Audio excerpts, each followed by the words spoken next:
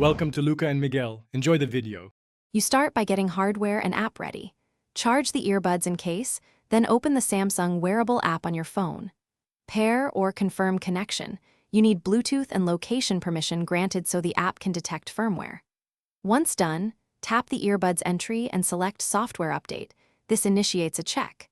Make sure your phone isn't in battery saver or heavy task mode, because interruptions can stall the download and prolong the process.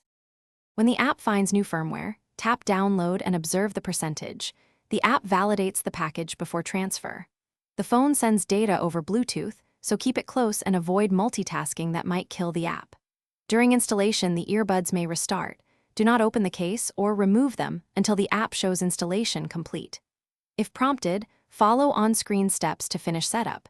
This ensures settings migrate and features activate correctly after the update. Once installation finishes, verify the firmware version in the Samsung wearable app and test audio and controls to confirm success.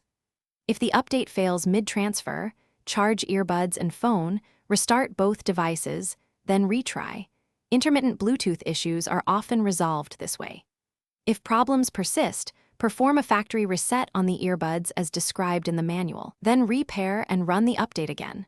Reset clears corrupted states and usually allows the firmware to install cleanly. Thanks for watching and please subscribe. It's the best investment you'll ever make.